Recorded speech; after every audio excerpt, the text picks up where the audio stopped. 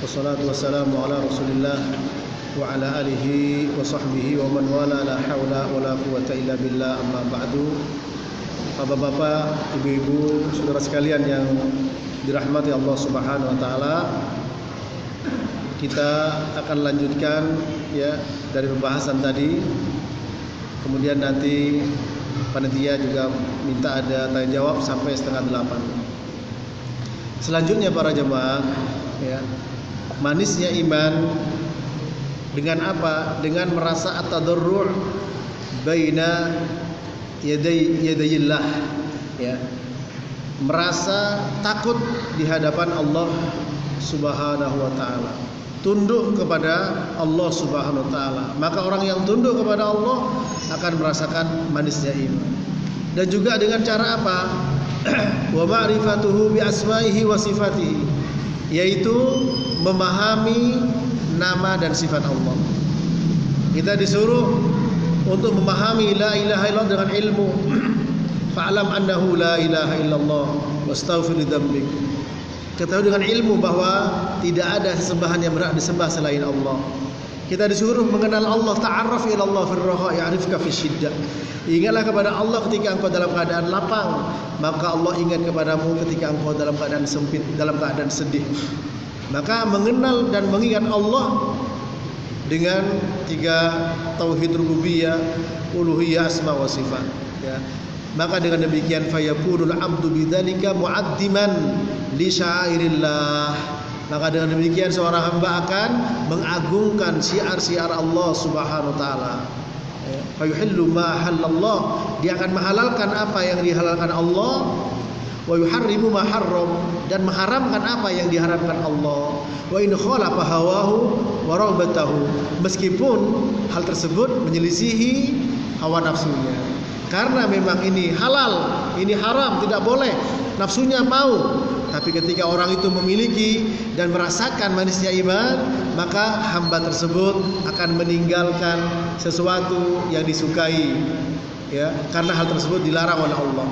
Al-jannatu hufatil jannah bil makarih wa hufatin nar bisyahawat. Memang surga dikelilingi oleh perkara yang tidak menyenangkan, sementara neraka dikelilingi oleh perkara yang menyenangkan.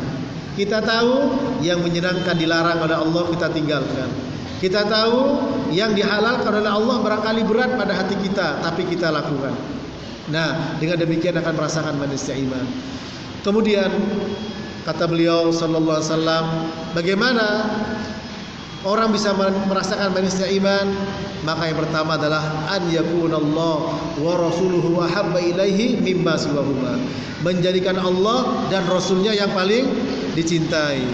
Ya, inilah para jemaah, jangan sampai membenci ya kepada apa yang diturunkan oleh Allah Subhanahu wa taala. Sebab orang yang membenci apa yang diturunkan Allah, membenci Allah, membenci Al-Qur'an, membenci hukum Allah taala, maka akan gugur imannya, gugur amal-amalnya. Surat Muhammad ayat 9 ya. Dzalika bi annahum karihu ma anzalallah fahabita a'maluhum. Yang demikian itu mereka membenci apa yang diturunkan oleh Allah sehingga membuat menggugurkan fahbata a'malahum, menggugurkan amal-amal mereka. Nah, jadi kita ya kalau ingin merasakan manisnya iman, hendaklah Allah dan Rasulnya lebih dicintai dibandingkan dengan yang lainnya. Bagaimana mencintai Allah? Dalam surat Ali Imran ayat 31 sering kita dengarkan, qul in kuntum tuhibbunallaha fattabi'uni yuhibbukumullah wa yaghfir lakum dzunubakum. Katakanlah kalau kalian cinta kepada Allah, ikuti aku, ittiba kepada Nabi, maka balasannya Allah akan mencintai kalian dan Allah akan menghapus dosa-dosa kalian. Maka ini orang yang cinta kepada Allah Ta'ala dengan cara ittiba kepada Nabi. Ittiba itu apa? Ittiba'ul athar. Ketika kita tidak tahu jalan, lalu ada orang yang menunjuki jalan kepada kita, di mana kita meletakkan diri kita, di depan atau di belakang? Pastinya di belakang. Dan dia menunjuki jalan kita, mengikuti jejaknya, asarnya, itulah namanya ittiba. Jangan sampai bekas kakinya ke utara, kita ke selatan, pasti kita tersesat. Maka kalau kita cinta kepada Allah, Allah Ta'ala sudah menyampaikan, Qul in kuntum tuhibbunallaha fattabi'uni. Katakanlah kalau kalian cinta kepada Allah, ikuti aku. Al-Hasan Al-Basri, seorang kibar tabi'in, mengatakan rahimahullah, apabila ada orang mengatakan cinta kepada Allah tapi dengan tidak caranya, ya, Nabi Muhammad mencintai Allah, maka ketahuilah, Ibnu Katsir mengatakan, ketahuilah dia itu berdusta. Al-Hasan Al-Basri mengatakan orang yang mengatakan cinta kepada Allah diuji dengan ayat ini. Yaitu apa? Qul in kuntum tuhibbunallaha fattabi'uni. Kalau kalian cinta kepada Allah, ikuti aku. Bagaimana mengikuti Nabi? Surat Al-Hasyr ayat yang ke-7. Wa ma ataakumur rasulu fakhudhuhu wa ma nahakum anhu fantahu. Apa saja yang dibawa Nabi, maka ambillah, dan apa yang dilarang oleh beliau maka tinggalkanlah. Itu kita ittiba kepada Nabi sallallahu alaihi wasallam. Cinta kita kepada Allah melebihi pada yang lainnya. Cinta kita kepada Nabi melebihi pada yang lainnya. Kalau cinta kita kepada selainnya melebihi cinta kita kepada Allah, kita terancam dalam surat At-Taubah ayat 24. At-Taubah ayat 24. Qul in kana aba'ukum wa abana'ukum wa ikhwanukum wa azwajukum wa ashiratukum wa amwalun iktaraftumuha wa tijaratan tahshawna kasadaha wa masakin tardawnaha ahabba ilaikum minallahi wa rasulih wa jihadin fi sabilih fatarabbasu hatta ya'ti Allahu bi amrih. Katakanlah, apabila bapak-bapakmu, anak-anakmu, saudara-saudaramu, istri-istrimu, keluarga-keluargamu, perdagangan yang kamu upayakan, kemudian harta yang kamu usahakan, dan tempat tinggal yang kamu sukai lebih kau cintai dibandingkan Allah dan Rasulnya, maka tunggulah hingga Allah mendatangkan urusannya. Innallaha la yahdil qaumal fasikin, dan Allah tidak memberikan hidayah, petunjuk kepada orang yang fasik. Ini kalau kita mendahulukan cinta kita kepada selain Allah SWT. Allah menetapkan apa saja yang ditetapkan Allah, maka harus kita dahulukan para jemaah. Suatu saat Umar bin Khattab mengatakan kepada Nabi Muhammad sallallahu alaihi wasallam, apa kata beliau? Ya Rasulullah, la anta ahabbu ilayya min kulli syai'in illa min nafsi. Ya Rasulullah, sesungguhnya engkau lebih aku cintai dibandingkan yang lain kecuali aku. Jadi Umar bin Khattab mengatakan, ya Rasulullah, engkau lebih aku cintai dibandingkan yang lain kecuali aku.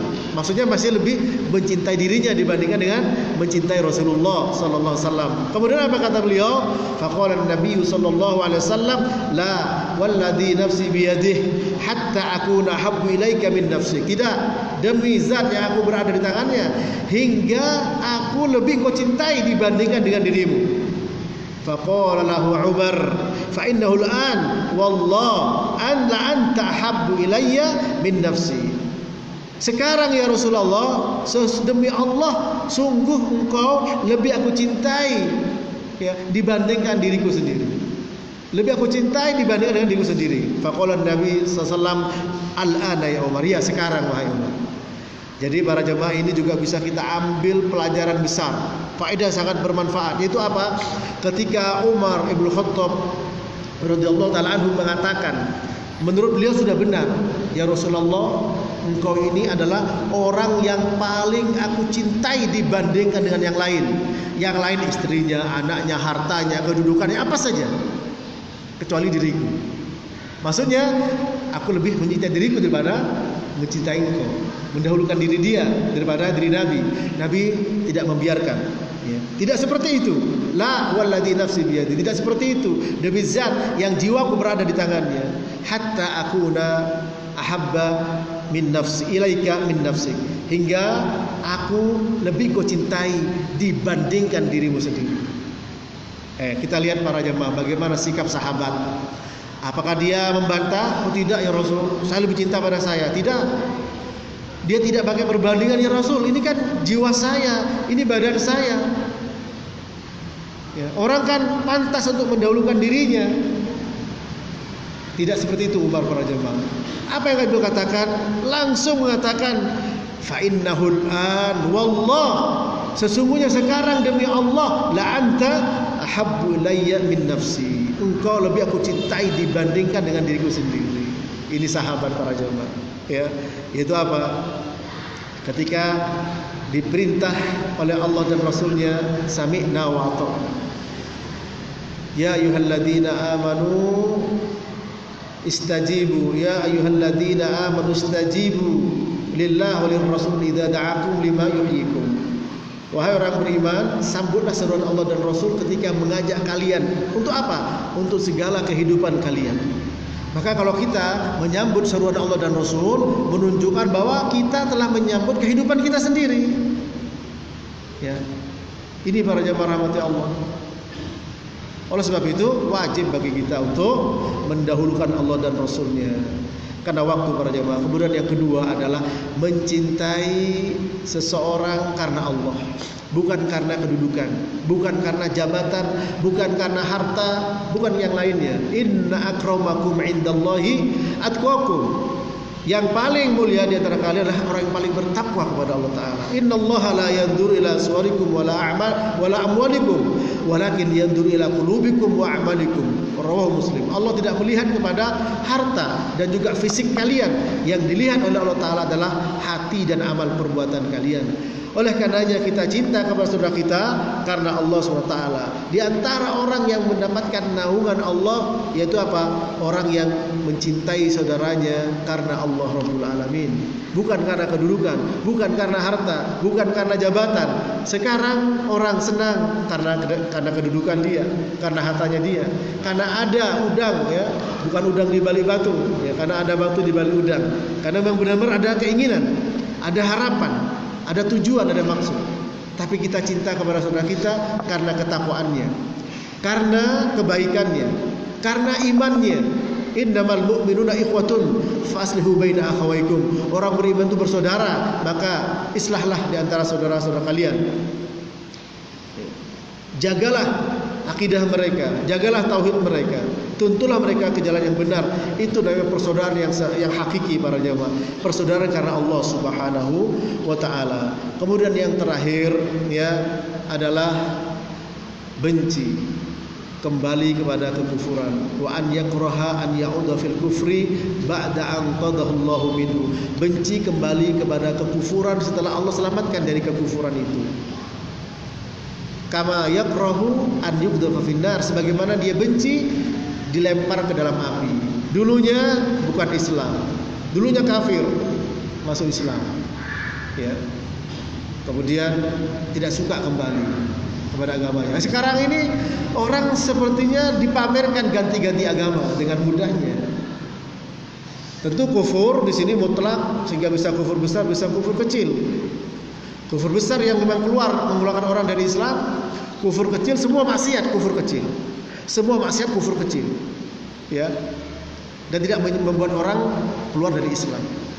Contoh para jemaah, biasanya ada reuni ya, reuni perak, reuni ini. Saya diundang pernah sama teman-teman dulu waktu di SMA reuni. Ngomongnya seperti masih dulu. Saya bilang, hati-hati loh, itu istrinya orang. Hati-hati ini suaminya orang. Ya, ternyata memang benar diakui. Ya, bisa terjadi CLBK. Gitu. Cinta lama bersemi kembali ketika bertemu. Berarti apa? Seakan-akan dia kembali pada masa lalu yang dulu mungkin belum ngerti, belum tahu kalau berdua dengan perempuan tidak boleh. Jangan sampai menyesal. Kenapa tidak sekalian saya? Ini berarti apa? Ingin kembali pada masa lalu yang buruk. Kita semua manusia punya masa lalu. Kullu bani Adam khata'. Wa khairul al-khatta'in at-tawwabun. Setiap manusia pasti punya salah. Yang paling baik yang mau bertobat. Nah, kalau sudah tobat, jangan sampai ada keinginan kembali untuk berbuat dosa kepada kekufuran, baik kufur besar maupun kufur kecil. Insya Allah kita akan merasakan manisnya iman. Kita benci dengan perbuatan dosa. Tidak boleh kita ngomong sama orang, kullu ummati mu'afa illal mujahirin. Setiap umatku dimaafkan kecuali orang yang menampak-nampakkan dosa. Yaitu apa? Malam hari berbuat dosa, pagi hari Allah tutup, tapi dia ngomong pada orang, tadi malam saya minum ya narkoba sekian, habis sekian butir, minum bir habis sekian gelas, habis sekian kerat misalkan. Padahal pagi sudah ditutup oleh Allah Ta'ala. Oleh karena itu kita tidak boleh ya membicarakan dosa kita kepada orang lain, kecuali kepada orang yang memang kita harapkan bisa memberikan solusi atas kegalauan hati, minta fatwa kepada orang yang kita percaya. Tapi kalau dalam rangka kita gembira dengan dosa, maka dosanya tidak dihapus oleh Allah Subhanahu wa taala. Oleh sebab itu, ya, kalau ingin merasakan iman, jangan sampai kita ingin kembali kepada perbuatan dosa kita pada masa lalu. Para jemaah, ya, waktunya sudah habis dan masih ada 10 menit ya atau lebih sedikit nanti untuk tanya jawab. Kalau memang ada yang ditanyakan, ya baik langsung maupun tertulis, ya, silahkan kalau ada pertanyaan. Kalau tidak ada, ya saya senang dengan senang hati. Kalau ada silahkan. Wassallallahu ala nabiyina Muhammad wa ala alihi wa sahbihi wasallam.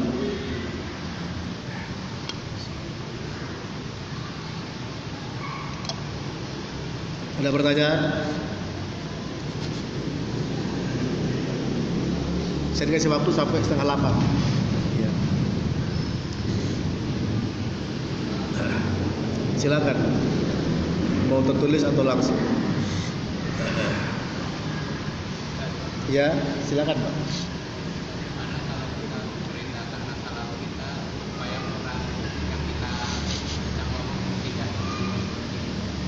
Iya, bagaimana kita menceritakan masa lalu hitam kepada orang lain agar tidak terjerumus ke dalamnya.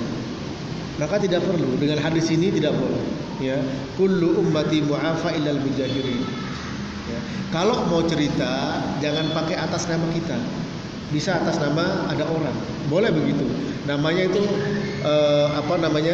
bentuk iltifat, ya. Bentuk iltifat. Jadi menceritakan diri kita, menceritakan diri kita, tapi atas nama ada fulan, itu baru boleh. Jangan kita sendiri, ya. Karena itu aib, kita tutup. Apalagi juga aibnya orang. Man satara musliman satarahullah fid dunya wal akhirah. Barang siapa yang menutup aib seorang muslim, maka Allah akan tutup aibnya dunia dan akhirat. Demikian. Allahu a'lam. Kiat-kiat meninggalkan dosa besar, ya. Kiat-kiat meninggalkan dosa besar. Pertama, harus tahu macam-macam dosa besar. Apa tanda-tandanya?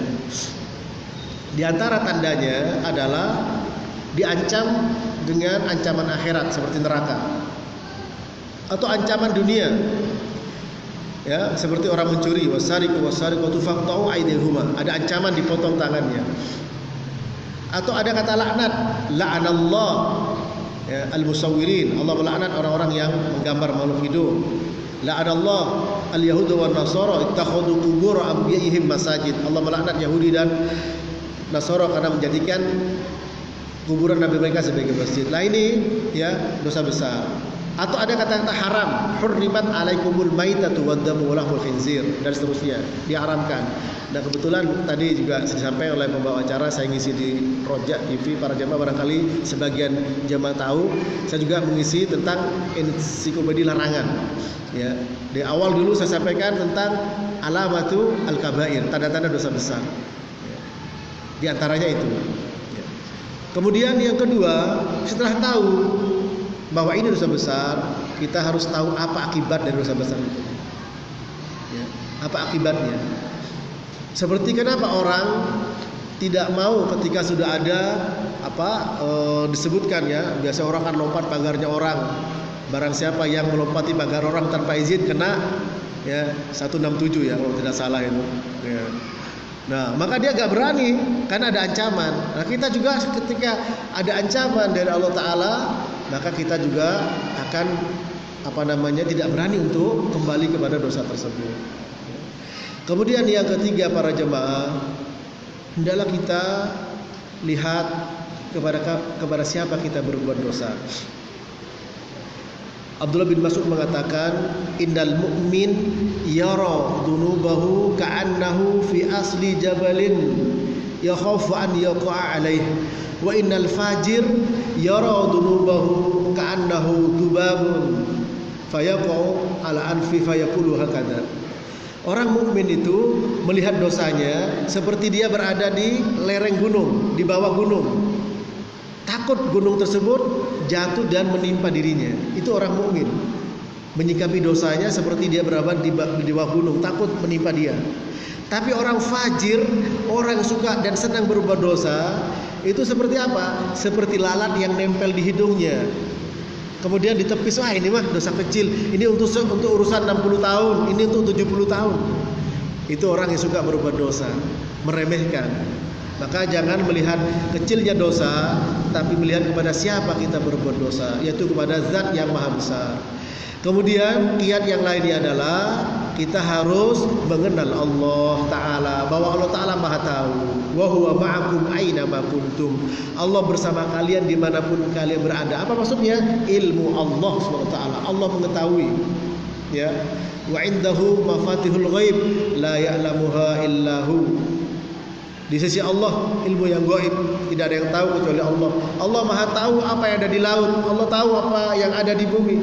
Maka ketika kita merasa ada yang mengawasi, maka ada rasa yaitu takut, ada rasa malu kepada Allah Subhanahu wa taala. Loh, kita tahu Allah Taala tahu. Kenapa rasa malu kok tidak ada? Berarti perlu dipertanyakan, ya, taunya kita bahwa Allah Maha tahu. Sebab orang yang takut kepada Allah adalah orang yang tahu tentang Allah. Innama yakhsyallaha min ibadihi al-ulama. Sesungguhnya yang takut kepada Allah adalah orang apa? Innama yakhsyallaha min ibadihi al-ulama. Yang takut kepada Allah para ulama. Ibnu Katsir menukil perkataan Sufyan Ats-Tsauri ketika menjelaskan ayat surat Fatir ini. Ulama ada 3 macam. Pertama, orang yang mengerti tentang Allah meskipun tidak banyak tahu tentang syariat, maka dia adalah orang yang takut kepada Allah. Yang kedua, orang yang mengerti tentang Allah dan banyak tahu tentang syariat, takut kepada Allah. Namun kalau tidak mengenal Allah dengan baik, dengan benar, ya, meskipun banyak tahu syariat, maka tidak takut kepada Allah Ta'ala. Bagaimana mengenal Allah dengan benar para jemaah? Ya, surat Maryam ayat 65. Ya, mengenal Allah dengan benar, yaitu apa? Rabbus samawati wal ardi wa ma bainahuma fa'budhu wastabir li'ibadatihi hal ta'lamu lahu samiyya. Maka disinilah 3 macam tauhid berkumpul. Kalau ada yang mengatakan di mana pembagian tauhid rububiyah, uluhiyah, asma wa sifat?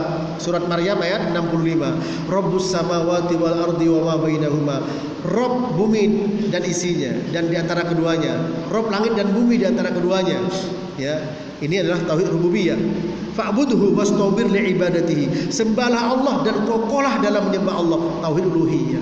Hal ta'lamu lahu samiyya. Apakah kamu tahu ada yang sama dengan Allah? Itu tauhid asma wa sifat. Ini penjelasan Syekh Muhammad bin Shalih Al-Utsaimin dalam kitab Al-Qaulul Mufid ala Kitabit Tauhid. Ya, terkumpul 3 macam tauhid. Maka mengenal Allah dengan benar dengan 3 macam tauhid ini. Ya. Sehingga kalau ada orang mengenal Allah, iya. Abu Jahal, Abu Lahab kalau bersumpah wallahi. Dalam surat Yunus ayat 31 mengenal Allah ditanya oleh Nabi, disuruh oleh Allah Taala, "Qul may yarzuqukum minas sama'i wal ard amma yamliku sam'a wal absar wa may yukhrijul hayya minal mayyiti wa yukhrijul mayyita minal hayy wa may yudabbirul amr fasayaquluna Allah." Surat Yunus ayat 31. Qul, katakanlah Muhammad kepada siapa? Orang-orang musyrik Quraisy, siapa yang telah memberikan rezeki kalian dari langit dan bumi? Siapa yang telah menguasai pendengaran dan kelihatan? Siapa yang mengeluarkan yang hidup dari yang mati dan mengeluarkan yang mati dari yang hidup? Siapa yang mengatur semua alam ini? Pasti orang musyrik Quraisy mengatakan adalah Allah. Kenal dengan Allah para jemaah, tapi kenalnya mengaku cuma tauhid rububiyah. Dalam surah As-Saffat 35-36, innahum kanu idza qila lahum la ilaha illallah yastakbirun wa yaquluna inna inna latariku alihatina li syairi majnun. Mereka dulu ketika disuruh mengatakan la ilaha illallah tidak mau, sombong dan mengatakan apakah kami harus meninggalkan sesembahan kami gara-gara tukang syair yang gila yang ditujukan kepada Nabi Muhammad sallallahu alaihi wasallam. Tauhid rububiyah mengakui, uluhiyah tidak mengakui. Maka tidak diakui tauhidnya. Maka yang benar, tiga-tiganya diakui dengan pemahaman yang benar para jamaah.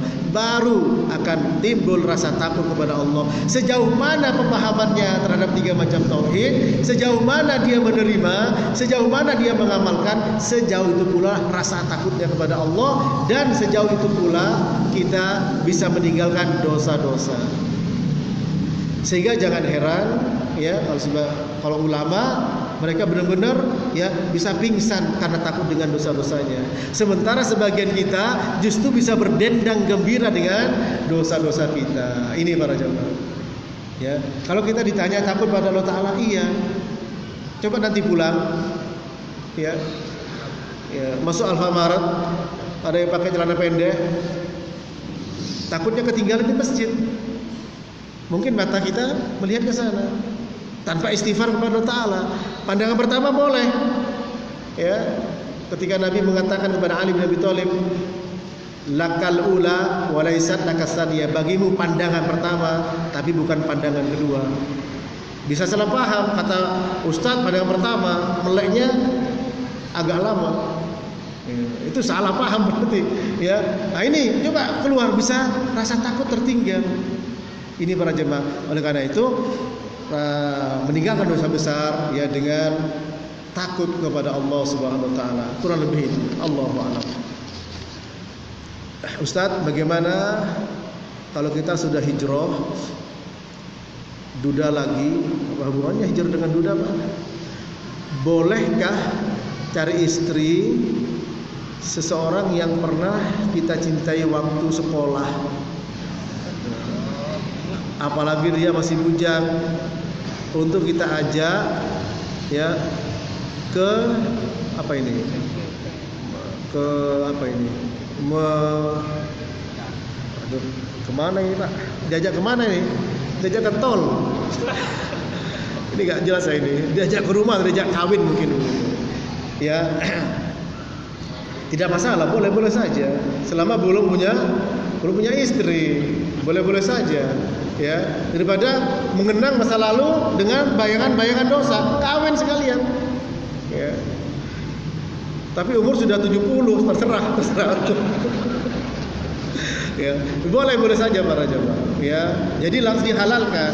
Ya, Nabi SAW dalam sebuah hadis fima makna, ketika beliau di luar terlihat ada keinginan, kemudian beliau pulang untuk menyalurkan kepada istrinya. Ya. Dulu ada Barirah, ketika dibebaskan sama budak, suaminya budak, dia budak. Ketika dibebaskan, kemudian dia jadi orang merdeka. Maka orang merdeka boleh milih untuk meninggalkan suaminya. Tapi suaminya nangis-nangis. Kan sudah cerai nih. Barirah, sampai air matanya mengalir, jenggotnya dipasang Barirah. Ya, nah ini mengenang masa lalu juga ini. Ya, akhirnya Nabi minta kepada Barirah untuk kembali. Tapi Barirah bertanya, ya Rasul, ini perintah atau pilihan? Pilihan. Nah, karena beliau sudah tidak senang lagi sama suaminya, nggak mau kembali. Tapi kalau perintah mau diikuti sama Barirah. Ya, jadi boleh saja. Baiklah para jemaah, ada lagi pertanyaan? Ya silakan. Bolehkah minta kematian kepada Allah? Maka jawabannya tergantung kondisinya, ya, tergantung kondisinya. Kalau kondisinya sakit yang memang tidak bisa sembuh, maka doanya apa? Ya, coba saya carikan, Allahumma in kanatil haya. Ya. Ntar in kanatil haya khairan li. Ya Allah, apabila kehidupan itu lebih baik bagi saya, ya, maka apa?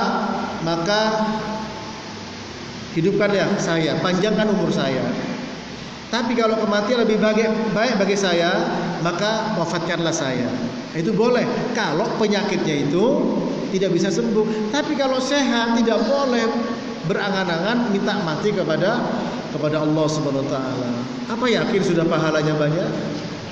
Apa yakin dosanya sudah dihapus dan diampunkan? Kan tidak, ya.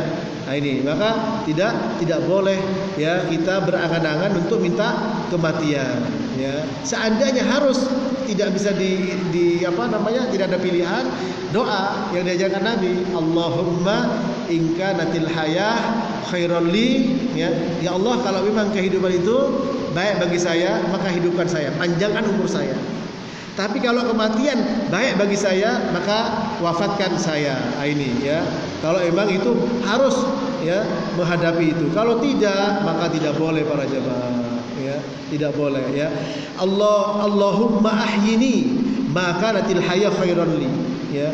Wa tawaffani idza kanatil wafa khairan li. Hadis sahih muttafaqun alaih. Ya, ya Allah, hidupkan saya kalau kehidupan itu lebih baik bagi saya, dan wafatkan saya kalau memang kematian lebih baik bagi saya. Muttafaqun alaih. Itu kalau sakitnya mungkin kanker stadium 4, divonis tidak bisa hidup sama dokter, ya. Tapi ternyata ada yang selamat, dia hidup sampai sekarang. Tadi ketemu saya sama orang divonis sama dokter stadium 4 kanker darah. Alhamdulillah, ya. Nah ini para jemaah. Jadi kalau apalagi sehat manfaatkan. Karena apa? Ada dua orang, ada dua nikmat, ya, nikmatani maghbunun fihi ma katsirun minan nas asiha wal faragh. Dua nikmat banyak orang tertipu dengan keduanya, sehat dan waktu luang.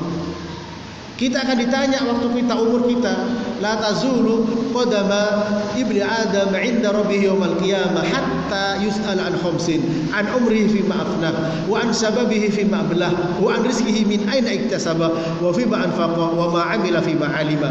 Tidak akan bergeser kedua kaki manusia di hadapan Allah pada hari kiamat sampai ditanya 5 perkara. Yang pertama, umurnya untuk apa dihabiskan. Yang kedua, waktu mudanya untuk apa digunakan. Yang ketiga, rizkinya dari mana dia dapat. Yang keempat, rizkinya untuk apa dipakai setelah dapat. Yang kelima adalah ilmunya untuk apa diamalkan. Maka jawabannya tergantung kondisinya. Kalau kondisinya tidak mungkin karena sakit, divonis sudah sama dokter dan penyakit yang tidak bisa sembuh, hanya menunggu kematian, maka berdoa dengan itu. Tidak boleh, ya Allah matikan saya, tidak boleh. Allahumma ahyini in kanatil hayatu khairan li, ya. Ya Allah, hidupkan saya kalau memang kehidupan bagi saya baik. Wa tawaffani in kanatil wafa khairan li, dan wafatkan saya kalau kematian itu lebih baik bagi saya. Demikian. Bagaimana panitia? Ada lagi? Cukup ya, cukup. Baiklah, sampai di sini mudah-mudahan bermanfaat. Kurang lebihnya saya mohon maaf, dan sekali lagi jazakumullah khairan atas kerjasama kepada pengurus Masjid Takmir Masjid At-Taqwa dan juga yayasan Sa'ad bin Abi Waqqas radhiyallahu ta'ala anhu. Mudah-mudahan semua jadi pahala bagi kita sekalian. Semoga Allah memberikan istiqomah kepada kita, dan saya minta maaf jika ada ucapan kata-kata yang kurang berkenan, sikap yang kurang berkenan di hati, mohon dibuka pintu maaf. Demikian, subhanakallahumma wa bihamdika asyhadu an la ilaha illa